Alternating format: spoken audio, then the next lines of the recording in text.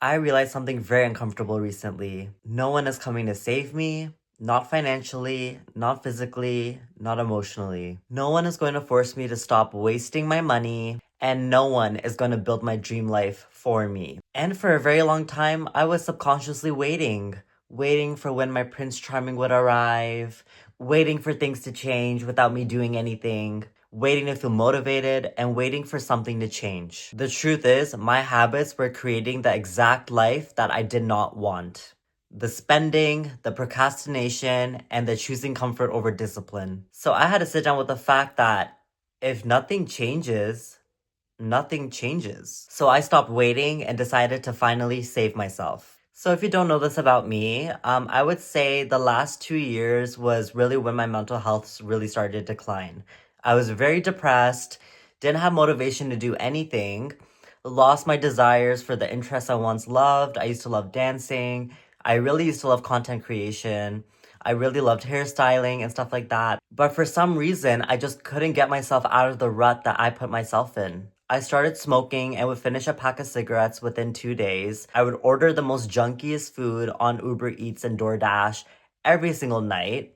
I would spend so much money on edibles so that way I can fall asleep and not have to worry about the shitty parts of my life. However, when you prioritize things that you know are not good for you and you know that will make your mental health even worse, you will start to notice a really huge shift in your reality for the negative. I became very antisocial. I would start having social anxiety, talking to new people, especially new clients at work. I didn't have motivation to go hang out with anyone because I was just so used to the routine I created of sitting on my bed after work, smoking cigarette after cigarette. And then after that's done, then I finish my pack of edibles. And then I order my junk food. And so the cycle continues. I watched myself gain so much weight in such a short amount of time. I saw my skin become very dull, dehydrated, and almost kind of inflamed, which was causing a lot of facial puffiness. And I would say my depression got even worse after that. I was like, oh my god, what is my life turning into? But I was so deep into the addiction that I couldn't stop myself. Until I reached a point one day where I just woke up tired of feeling shitty, tired of feeling brain fog, tired of feeling puffy, tired of feeling like shit, and then going about my day, going to work with that feeling. So I was like, okay, we cannot continue this negative cycle anymore. We have to start making positive changes to better my life. And I've always had a goal of living a luxurious lifestyle. But my habits of overspending beyond my means doesn't really equate to a luxurious lifestyle. I had a moment where I just sat down and I was like, "All right, Ibby, is this really how you want to spend the rest of your 20s? Like I turned 26 this year. In 4 years I'll be 30. Do I really want to end off my 20s on such a negative rut?" I was like, "Hell no." So I sat down and I was like, "What are some changes that I can make that are easy enough for me to do, but will actually get the momentum going for a positive life?" So I was like, okay, first of all, the cigarettes are not benefiting you. It's making you so out of breath. You can't even go an hour without feeling irritated because you need a fucking cigarette. So I was like, all right, we're gonna have to cut that out completely and switch to the Nicorette gum, which I did for a couple of months, and then eventually I just quit smoking after that. Then it was the edibles. I was like, okay, you have insomnia problems. We need to go to a doctor and figure out what the fuck's going on so that way you don't have to feel like you need edibles to fall asleep at night. So then I was prescribed 45 milligrams of mirtazapine, which helped with my depression and helps with insomnia as well.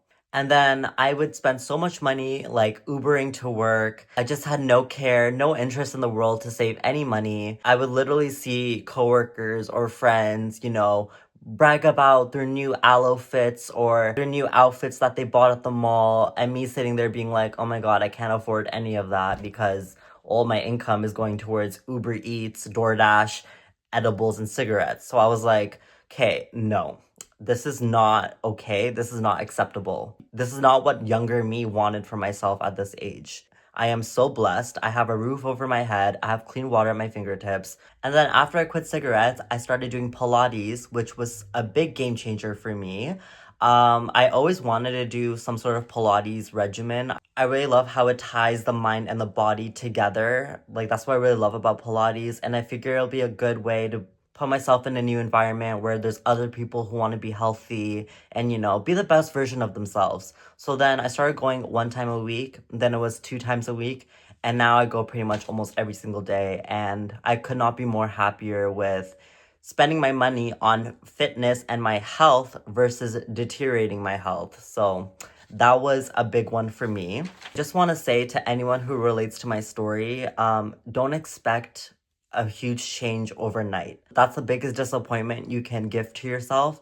You have to start small, doing one small positive thing, where eventually you'll feel motivated to do more of those things. But no matter me telling you that you need to fix your life or someone else telling you that you need to fix your life, you're responsible for your own life, not your boss, not your friends. No one's coming to save you. It's within you to decide that for yourself. And self-doubt will be very strong, but you just have to be strong and know that if you're just consistent with doing small positive things a day and cutting back on toxic habits, you will see a huge change in your life.